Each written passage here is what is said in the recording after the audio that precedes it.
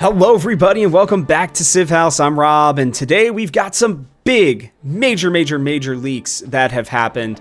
It seems like with the new update, unfortunately, we were already shown the two new Civs that are supposed to be, and leader, that are supposed to be coming with the second part of the Crossroads of the World DLC. I'm wondering if they're just going to keep them there for us or if they're going to take them off. I found this on Reddit, thanks to, who is the user? I can't find them. I'll have to find them at another point, but, credit to them for posting this on Reddit, and, it's very much appreciated because I don't know, it's interesting that this has already gotten leaked. So, we didn't get a leak. We knew who the new Civs and the new leader were going to be, obviously, but we didn't get an actual leak of what they did. This is like full descriptions. They are in the game. People have, I think, already even started playing as these guys. So we're going to get to this right now. I'm also going to go take a second and go find the person so I can give them full credit for at least pushing this out here. So give me 2 seconds. I'll be right back. All right, I did a quick search. I found them. No Solid 1998 with 2 underscores. So you can go give them their Reddit love for doing this. But let's hop into it. Like I said, we've got all three. We've got Bulgaria, Nepal, and Simon Bolivar. So let's hop through these and see what we've got. Bulgaria is an expansionist, militaristic civilization. They are... I can't even tell what they're going to be in. It looks like... Yeah, it looks like they're in the exploration age. It looks like Nepal is in the modern age. So there you go. Bulgaria here. Crumb's dynasty receives food to all towns when pillaging improvements equal to 50% of the yield or HP gained. All combat units receive -3 strength against districts with medieval walls. Interesting. Plus 30 production towards construction Rila Monastery. Or constructing Rila Monastery. The unique buildings and units. So we got the Bulgarian unique cavalry unit. Ignores rough for movement and opposing units combat. Okay. Plus 3 combat strength when the unit is fighting on rough terrain, I'm guessing. The Tarkan, Bulgarian unique army commander. Faster. Units in its command radius can pillage for no movement costs. Wow, okay. And then the Hidden Fortress, plus 4 production, placed on rough, not adjacent to stealth, and they receive plus 3 combat strength. Bulgarian unique improvement counts as fortification, plus 6 combat strength. When defending ageless, does not remove warehouse bonus tiles. Wow, okay, very interesting. So, receiving food to all towns when pillaging improvements equal to 50% of the yield or HP gained. That is very good. You are really pillaging quite a bit, is a big part of Bulgaria's gameplay style, it would seem. But what's interesting is that you don't want to fight anybody with medieval walls. So you either want to get there before they get those up, or you're going to want to fight in the outskirts around it before you move in. Get rid of as many units as possible before you go into fight those units, because that is going to be where you are at a huge disadvantage.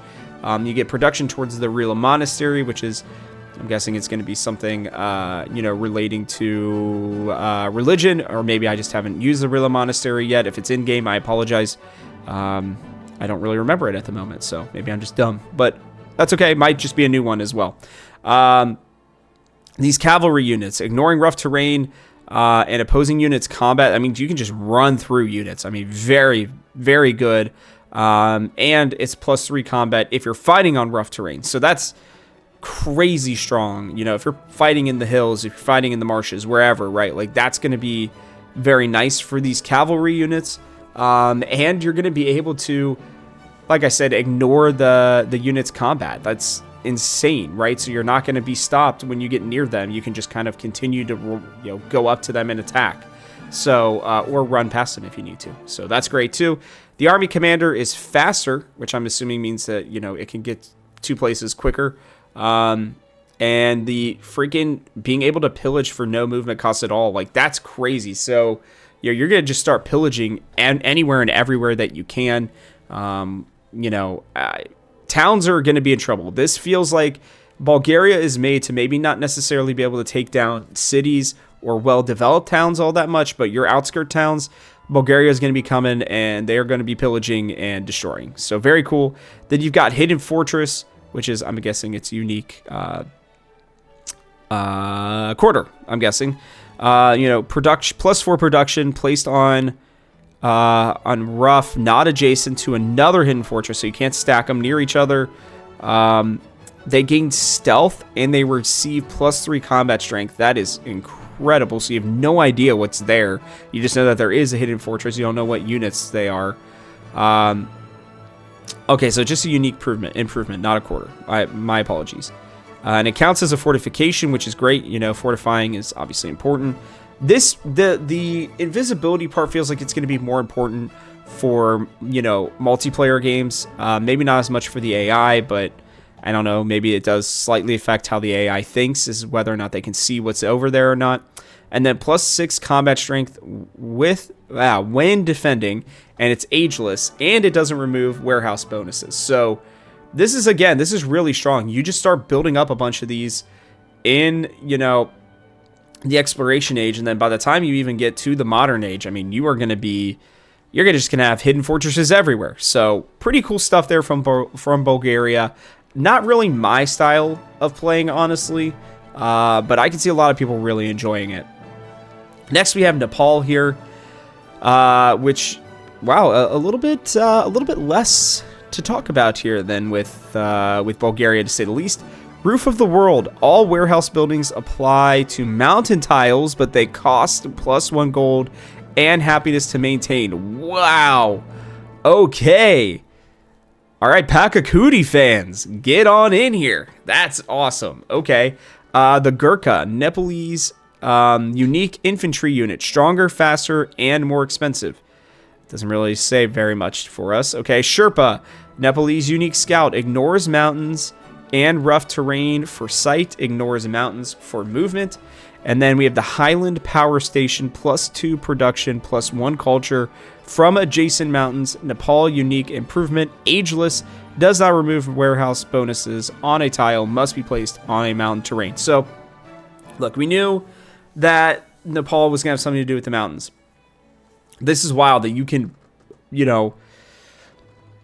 I would assume that it sounds like you can put warehouse buildings on your mountain tiles, which is awesome. Like, to be able to do that and use your, the rest of your area for just everything else is fantastic. I don't understand these, unique infantry units. They're stronger, faster, and more expensive. So I guess they're just fully upgraded units that are just more expensive. So I guess that's fine, right? Like, pay a little bit more for this to happen. Also, Nepal is diplomatic and cultural. That's not a surprise to me, although it doesn't feel like any of this really kind of matches with that, to be honest with you, other than the Highland Power Station. The Sherpa is really cool. Ignores mountains and rough terrain for sight. And it ignores mountains for movement. So you can pretty much go wherever you want with the Sherpa. That's probably the best unique scout and the best scout in general. In the entire game, you can just set them up in the freaking mountains and be able to see anything and everywhere, see over, and be able to really take advantage of that in the modern age, which is pretty cool. I think it's not as great though. I don't know. It's okay. It's solid. And then the Highland Power Station, the +2 production, which is great. The +1 culture from adjacent mountains, so you can really stack the culture for sure there. But I'll be honest, this feels a little underwhelming. It's cool, right? Like, being able to stack things on mountains is great. If you get very mountainous areas, you can protect your cities and everything. That's awesome. I would have thought that they would maybe say that you could settle cities or towns on mountains and get like some sort of defensive bonus or something like that. Maybe that was just too strong and they tried that, but it doesn't, like, where is the diplomatic part to this? I don't see any diplomacy really whatsoever in this kit.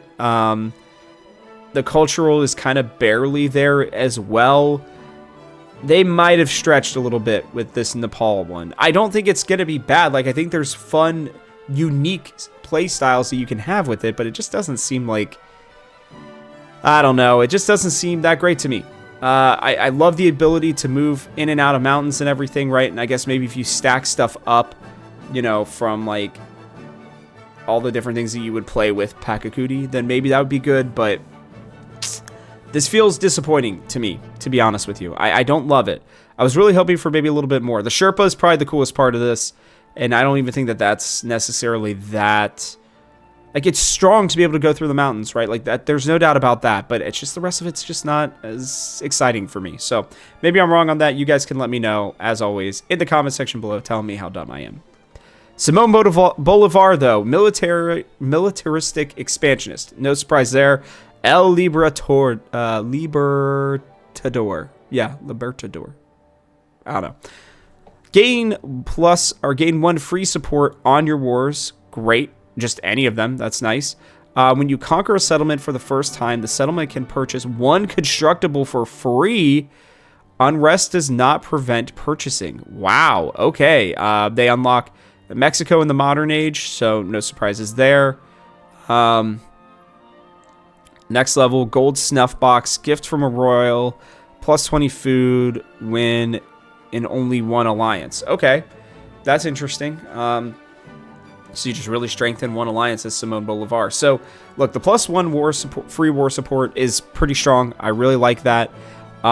This part is crazy, though. Conquering a settlement for the first time, you can purchase 1 constructible for free. I'm assuming that there's no limit on that. So, get the most expensive thing that you can, guys. You know, it's not like when you go to the store and they're like, you know, buy 1, get 1 free, but the most expensive item is the buy 1, right? This one is, it sounds like just completely 1 constructible thing for free. I think that's really good. It sounds like, you know, he's going to be another one of those expansionists that rely on the wars actually building out your empire instead of it being you building out your cities yourself. So not a surprise there. That's great. And the free war support is awesome. You know, you can really take advantage of that. You know, I mean, that's very nice, whether it's defensive, offensive, I don't know, neutral even. I don't know how you have a neutral war, but, you know, defensive war, offensive war, that seems really, really strong. So I don't know about you guys. I like this play style. I think this is a good one if you are somebody who is militaristic and expansionist. That memento is nice too. So, you know, not too bad overall. Let me know what you guys think of Simon Bolivar. Let me know what you think of Nepal, and let me know what you think of Bulgaria. I think 3 very unique and very different types of civs and leaders. Simon Bolivar feels a little bit like what we have in the game, but like it's almost like a I don't know who else I would really compare it to. So maybe he is pretty unique. Maybe, I couldn't think of anybody in my brain right now necessarily, but Nepal is definitely unique. I don't know how good it's going to be. Bulgaria seems like it could be very strong, especially if you're a militaristic, you know, player. So let me know what you guys think of these in the comment section below. But that's going to wrap it up for us on this new leak / update for Civilization 7. So from our house to yours, thanks for watching, and I hope that you'll join me for one more turn.